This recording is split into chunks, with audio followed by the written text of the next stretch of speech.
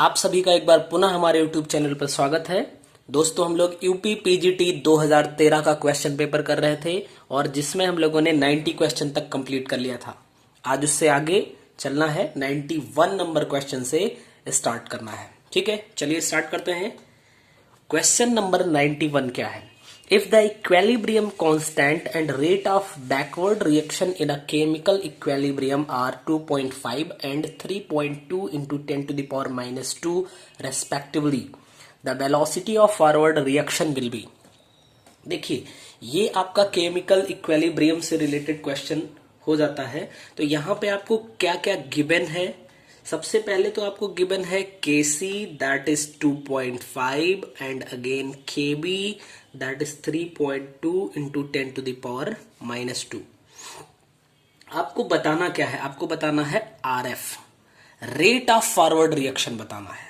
ठीक है, अच्छा समझिए, जैसे मान लीजिए कि ये हमने लिख दिया Na गिव्स आउट, ये एक रिवर्सिबल रिएक्शन, Bb लिख दिया। ठीक है, तो अगर हम इसके लिए लिखना चाहें रेट ऑफ फॉरवर्ड रिएक्शन, तो हम क्या लिख सकते हैं? RF is equal to KF and concentration of A की पावर A। ऐसे ही हम अगर इस साइड के लिए लिखें, यानी बैकवर्ड रिएक्शन के लिए लिखें, then KB is equal to B की पावर B। इक्विलिब्रियम की स्टेट में होता क्या है? एट इक्विलिब्रियम जो रेट ऑफ फॉरवर्ड रिएक्शन होती है that is equal to rate of backward reaction. Means हम लिख सकते हैं KF एक power A is equal to KB B power B, that is KF, इस KB को इस साइड में ले आते हैं, is equal to concentration of B power B upon एक पावर A, और इसी को आप KF अपॉन KB को ही बोलते हो आप KC।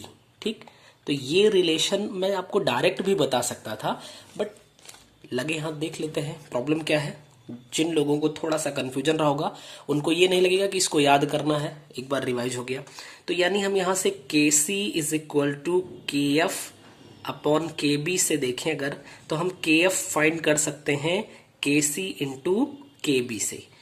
KF is equal to KC देखिए है कितना, 2.5 इंटू KB है 3.2 into 10 to the power minus 2। KF आ कितना जाएगा यहाँ पे? 10 to the power minus 2 into 25 to 55 and 25 3 जा, ये देखिए 25 3 75 और 5 80 के हो जाएगा। 2 डिजिट पे डेसिमल लगा दो, यानी KF is equal to 8 into 10 to the power minus 2 आया। ठीक है, अच्छा अब यहां से आप देखो जो RF होता है ये KF इंटू कंसंट्रेशन। ठीक है, अगर हम यहां पे यूनिट कंसंट्रेशन ले लें इंटू 1, यानी कि यूनिट कंसंट्रेशन, तो फिर क्या हो जाएगा? RF जो है वो KF के इक्वल हो जाएगा। Means RF is equal to KF and KF is equal to 8 into 10 to the power minus 2, जो कि हमारा कौन सा ऑप्शन है? देखिए आपका ऑप्शन नंबर A है गिवन, यही सही आंसर हो जाएगा। तो उम्मीद करते हैं आप लोगों को अच्छे से समझ में आया हो गया। ठीक है, चलिए नेक्स्ट क्वेश्चन पे चलते हैं। Next question is which one of the following represent Schrodinger's wave equation, यानी कि कौन श्रोडिंजर वेव इक्वेशन को रिप्रेजेंट कर रहा है? That is question number 92। अब आप देखिए Schrodinger wave equation. Schrodinger wave equation के लिए होता क्या है? Del square psi plus 8 pi square m upon h square and E minus V and psi equal to 0। ठीक है ना, इसी को हम बोलते हैं श्रोडिंजर वेव इक्वेशन, जो कि यहां पे आपके ऑप्शन A में गिवन है। ठीक है ना, ऑप्शन A में गिवन है। अब देखिए यहां पे कुछ नोटेशन, अगर साई की बात करेंगे तो साई है आपका वेव फंक्शन। साई क्या है? आपका वेव फंक्शन है। अगर H की बात करेंगे तो ये क्या है? प्लांक्स कांस्टेंट है। M पता है आपको, मास है। E की अगर आप बात करेंगे तो ये है permissible total energy of electron, and b जो हो जाएगा ये हो जाएगा पोटेंशियल एनर्जी ऑफ इलेक्ट्रॉन। ठीक है, तो अच्छा एक बात और यहां पे हम देख लेते हैं कि श्रोडिंजर वेव इक्वेशन को एक अदर फॉर्मेट में भी रिप्रेजेंट किया जाता है, H psi is equal to E psi. ठीक है, ये होता है another form of Schrodinger wave equation. यहां पे जो कैपिटल एच है इसको बोलते हैं हैमिल्टोनियन। ठीक है, हैमिल्टोनियन ऑपरेटर, एन होगा ऑपरेटर। ठीक, तो हैमिल्टोनियन ऑपरेटर के टर्म में भी कभी कभी पूछता है, तो उसको भी आप जानते रहिए। ठीक है, तो यहाँ पे आपको आंसर तो मिल ही गया कि इसका ए ऑप्शन सही होगा, और श्रोडिंजर वेव इक्वेशन भी आपको पता चल गया, इसके दोनों फॉर्मेट आपने देख लिए। चलिए नेक्स्ट क्वेश्चन पे चलते हैं, question number 93। Which one of the following structure of alizarin. तो देखिए एलिजारीन का जो है स्ट्रक्चर वो क्या है, ये 2016 में क्वेश्चन पूछा गया था। ठीक है, आपने वहां भी किया हुआ है और यहां पे भी, चलिए देखते हैं एलिजारीन। ठीक है, तो एलिजारीन का जो स्ट्रक्चर मैंने आपको वहां पे बताया था कि कैसे इसको फॉर्म करते हैं, यहां पे मैं सिर्फ स्ट्रक्चर की बात करूंगा। ठीक है,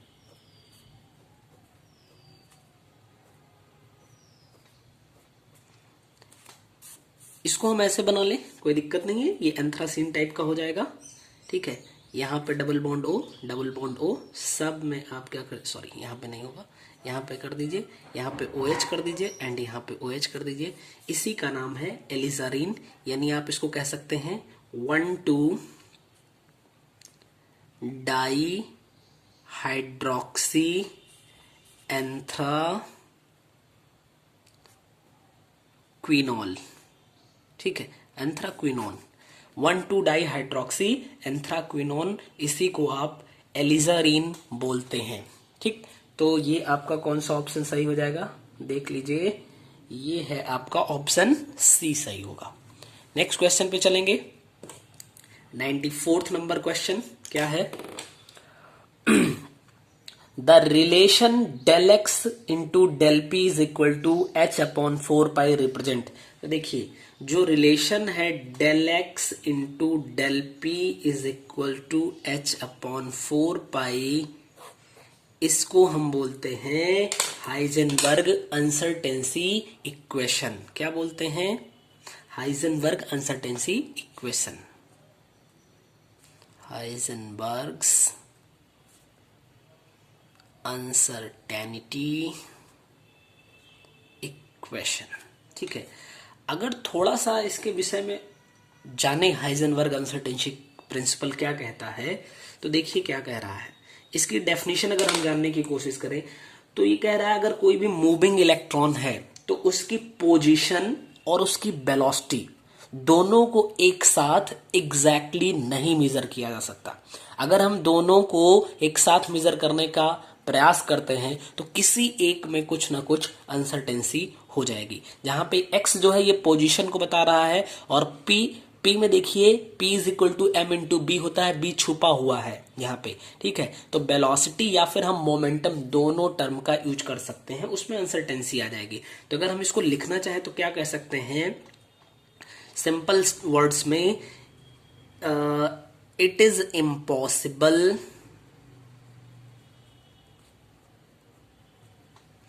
to determine the exact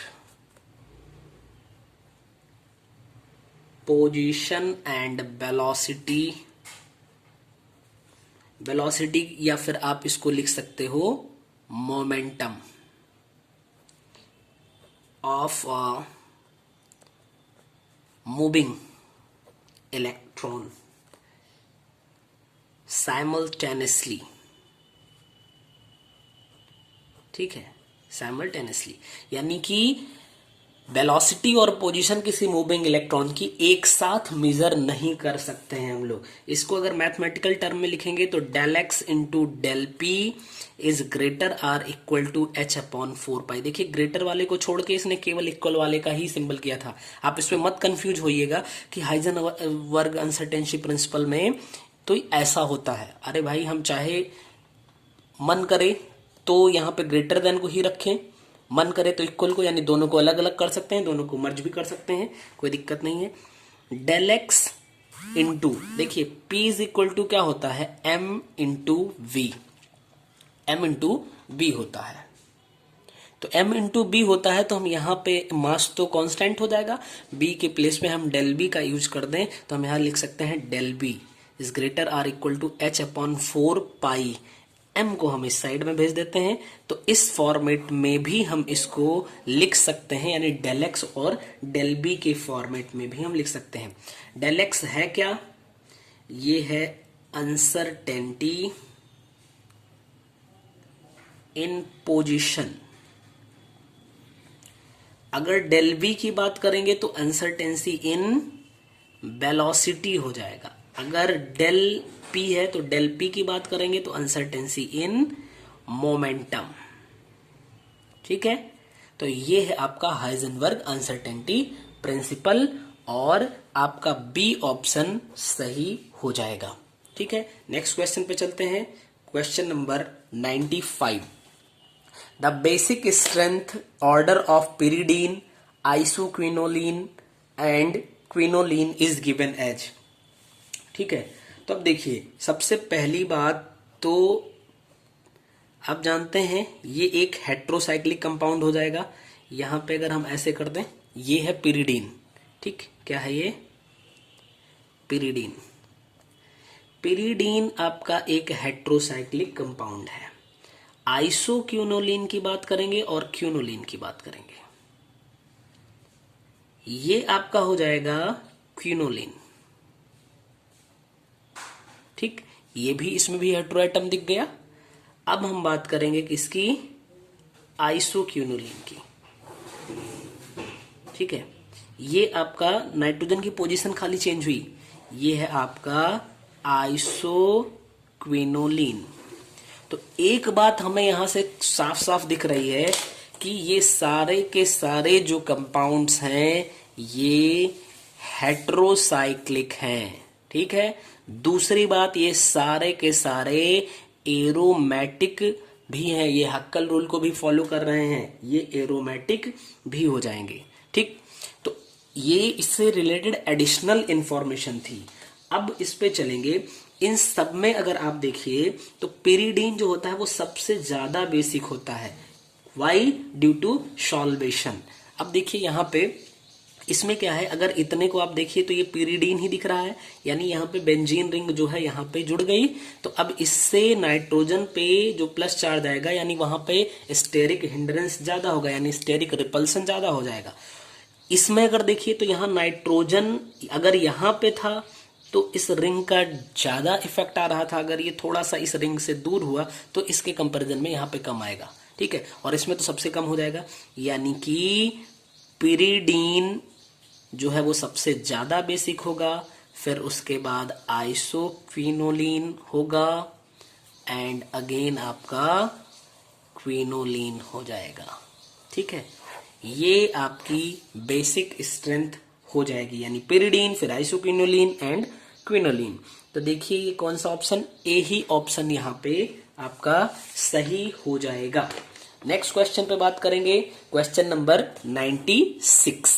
देखिए क्या है, Which of the following alcohols will have highest boiling point? This is 96th number question. यहाँ पे आपको गिवन है 2 butanol, 1 butanol and 2 methyl 2 propanol. तो 2 ब्यूटेनॉल की बात करें क्या है, फिर 1 ब्यूटेनॉल की बात करें क्या है, फिर नेक्स्ट जो है वो है 2 मेथिल 2 प्रोपेनॉल, 2 मेथिल 2 प्रोपेनॉल। ठीक है, तो इसका स्ट्रक्चर देखिए, ब्यूटेनॉल मीन्स आप समझ रहे होंगे CH3, CH, CH2 and CH3 और यहाँ पे हम OH लगा देंगे तो ये 2 ब्यूटेनॉल हुआ। CH3, CH2, CH2 and CH2OH ये आपका ब्यूटेनॉल 1 हो जाएगा। और अगर यहाँ पे हम लिखें CH3, CH3 and CH3 and OH तो इसका नाम हो जाएगा, आप देखिए 2 पोजीशन पे मेथिल भी है, 2 पे ऑल भी है और यहाँ पे 3 यानी 2 प्रोपेनॉल। नंबर ऑफ कार्बन जो है वो 3 के तीनों ही कंपाउंड्स में सेम है। तो यहाँ पे जो है ब्रांच ज्यादा है, इसका मतलब इसका तो बॉइलिंग पॉइंट सबसे कम होगा, क्योंकि आपको पता है ब्रांच बढ़ने पर क्या होता है, बॉइलिंग पॉइंट डिक्रीज कर जाता है। अब बात आती है इन दोनों में, इन्हीं दोनों में झगड़ा है। तो यहाँ पे ये फर्स्ट डिग्री एल्कोहल है, ये सेकंड डिग्री एल्कोहल है, इसकी थोड़ी सी स्टेबिलिटी ज्यादा हो जाएगी, इसलिए इसका बॉइलिंग पॉइंट जो है वो ज्यादा हो जाएगा। यानी कि सबसे ज्यादा बॉइलिंग पॉइंट होगा 2 ब्यूटेनॉल का और फिर होगा 1 ब्यूटेनॉल का और सबसे इन तीनों में सबसे कम होगा 2 मेथिल 2 प्रोपेनॉल का। ठीक है, अब देख लीजिए इसमें कौन सा ऑप्शन आपका सही होगा, यानी कि ए ऑप्शन आपका सही हो जाएगा। सबसे ज्यादा 2 ब्यूटेनॉल का मेल्टिंग पॉइंट होगा। ये है boiling point order, boiling point की बात हो रही थी। नेक्स्ट क्वेश्चन पे चलेंगे, question number 97। metal hydroxide are insoluble and used as better antacid because। अब जैसे बात कर लीजिए, Mg एक मेटल है, इसके हाइड्रोक्साइड की बात करें, ये इंसॉल्युबल वाटर, ठीक है, इंसॉल्युबल वाटर भी हो जाएगा। और ये एंटासिड के रूप में यूज भी किया जाता है, एंटासिड के रूप में भी यूज किया जाता है।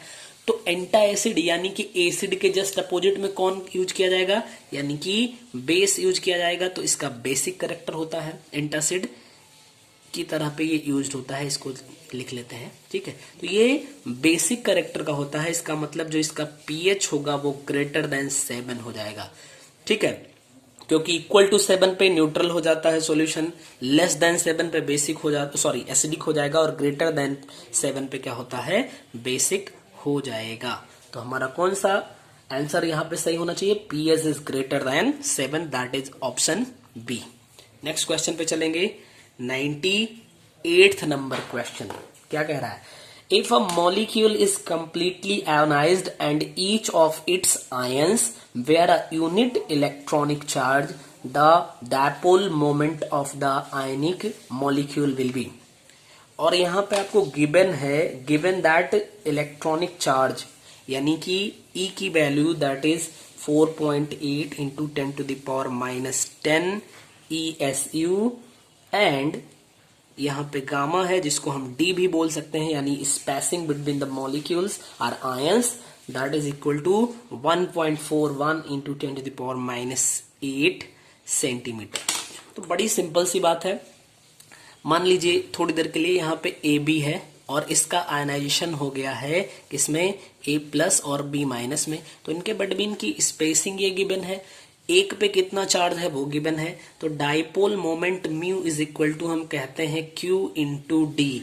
Q यानी कि इलेक्ट्रोस्टैटिक चार्ज जो कि गिवन है 4.8 into 10⁻10 ESU into distance is 1.41 into 10⁻8 centimetre. हम क्या लिख सकते हैं यहाँ पे देखिए, इसको मल्टीप्लाई करिए तो कितना हो जाएगा आपका 6.77 इंटू 10⁻, यहाँ पे -18 ESU सेंटीमीटर, जिसको हम लिख सकते हैं 6.77। 1 इंटू 10⁻18 ESU सेंटीमीटर को हम बोलते हैं D/, यानी कि 1 जो आपका डाइपोल मोमेंट है वो 6.77 D/, हो जाएगा। ठीक है ना, तो ये आपका कौन सा ऑप्शन सही हो रहा है, that is option number c. Okay, next question पे चलेंगे, क्वेश्चन नंबर 99। देखिए क्या है, बिना टाइम वेस्ट किए फटाफट से सारे क्वेश्चन हम लोग कंप्लीट कर रहे हैं। In presence of which of the following benzene reacts with chlorine to form benzene hexachloride. तो बहुत ही सिंपल सा रिएक्शन है, आपने पढ़ा है, ठीक है। बेंजीन का हम क्लोरीनेशन करवाते हैं, याद करिए। ये कौन सा रिएक्शन है? ये हैलोजिनेशन का रिएक्शन है, यानी HNU के प्रेजेंस में होगा, या फिर 500 डिग्री सेल्सियस टेम्परेचर आप कर सकते हैं, ठीक है ना। तो क्या हो जाएगा, यहाँ पे हर पोजीशन से H को रिप्लेस करके Cl Cl Cl Cl Cl यहाँ पे बन जाएगा। इसी का नाम है बेंजीन हेक्साक्लोराइड, BHC, जिसको आप गैमेक्सीन भी बोलते हो, इसी को आप गैमेक्सीन भी बोलते हैं, ठीक है। तो यहाँ पे देखिए क्या है ऑप्शन आपका, nickel, ElCl3, bright sunlight and zinc. तो सनलाइट के प्रेजेंस में रिएक्शन होता है, यानी C ऑप्शन आपका सही हो जाएगा। काफी इजी क्वेश्चन है, अच्छा क्वेश्चन है। क्वेश्चन नंबर 100 पे चलेंगे। 100 नंबर क्वेश्चन क्या है, which one of the following compounds will exhibit keto enol tautomerism. तो आप समझिएगा इस क्वेश्चन को, थोड़ी सी बात ध्यान रखनी है, बहुत इजी है, ठीक है। कीटोइनॉल टॉटोमेरिज्म, ठीक है। तो कीटोइनॉल टॉटोमेरिज्म में अगर हम बात करें तो कुछ बातें आपको ध्यान में रखनी है कि जिनकी हेल्प से आप कीटोइनॉल टॉटोमेरिज्म पहचान पाओगे। तो सबसे पहली बात इसमें होता है, कीटो लिख गया यानी कि यहाँ पे कीटोनिक ग्रुप होगा, यानी अकार्बोनिल। यहाँ पे कार्बोनिल ग्रुप होता है जिसमें डबल बॉन्ड होगा, वो स्प्लिट होगा, यानी अकार्बोनिल डबल बॉन्ड इज ब्रोकन, ठीक है। जो आपका डबल बॉन्ड कार्बोनिल में है वो ब्रोक हो जाएगा, टूट जाएगा, और क्या होगा, एल्कीन, यानी कि एल्कीन वाले डबल बॉन्ड का फॉर्मेशन होगा। यानी हम लिख सकते हैं and N alkene double bond is formed. तो एक बात तो कीटोइनॉल में ये हो जाएगी। दूसरी बात, इसमें जो आपका कार्बोनिल स्ट्रक्चर है उसमें अल्फा हाइड्रोजन होना मैंडेटरी है, यानी कि हम लिख सकते हैं carbonyl structure must contain alpha hydrogen, ठीक है। इसमें अल्फा हाइड्रोजन जरूरी है होना। और तीसरी बात हम क्या लिखेंगे, जो भी बहुत जरूरी है, there is a chemical equilibrium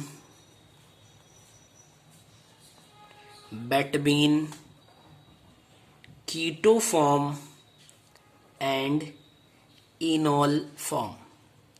इनॉल form का क्या मतलब है? इनॉल फॉर्म का मतलब यहाँ पे C और C के बीच में डबल बॉन्ड भी होना चाहिए, और ऑल मतलब कि OH भी होना चाहिए, ठीक है। तो ये आपको जहां पे अल्फा हाइड्रोजन प्रेजेंट होगा, यानी ये सारी की सारी बातें आपको ध्यान में रखनी है, और एक एक करके हम देखेंगे। यानी कि अगर यहीं से मिल गया तो हमारा आंसर मिल जाएगा, नहीं यहां से मिलेगा तो हम यहाँ पे चलेंगे, यहां से नहीं मिलेगा तो यहाँ पे चलेंगे, तीनों को हम देखेंगे। तो अब आप यहाँ पे देखिए, पहला ऑप्शन है C6H5CHO, दूसरा ऑप्शन है C6H5OCH3, and C option is C6H5CO, C6H5, D option is C6H5CO, CH2CO, CH3। तो आप समझिएगा, इसमें अल्फा हाइड्रोजन है ही नहीं, यहां पे भी अल्फा हाइड्रोजन नहीं है, यहां पे भी अल्फा, इसमें देखिए इसमें तो CO ग्रुप ही नहीं है, तो इसकी बात ही खत्म हो गई, ठीक। यहां पे भी अल्फा हाइड्रोजन नहीं है, यानी CO से जो डायरेक्ट पहला कार्बन होगा उसको अल्फा कार्बन बोलेंगे, वहां पे अटैच जो हाइड्रोजन होगा उसको अल्फा हाइड्रोजन बोलेंगे। यहां पे हमें दिख रहा है कि यहां भी अल्फा हाइड्रोजन है, यहां भी अल्फा हाइड्रोजन है, यानी अल्फा हाइड्रोजन प्रेजेंस है कि नहीं, इसी के बेस पे हम बता सकते हैं कि ये आपका D ऑप्शन जो है ये कीटोइनॉल टॉटोमेरिज्म शो करेगा। तो यानी आपका D ऑप्शन सही हो जाएगा। तो आज इस तरीके से हम लोगों ने 100 क्वेश्चन कंप्लीट कर लिया है। अब इससे आगे हम लोग कल के वीडियो में बात करेंगे। आप सभी लोग स्वस्थ रहिए, और चैनल पे अगर आप नए हैं तो चैनल को जरूर सब्सक्राइब करिए, और वीडियो को लाइक करना और शेयर करना ना भूलिए। Thank you.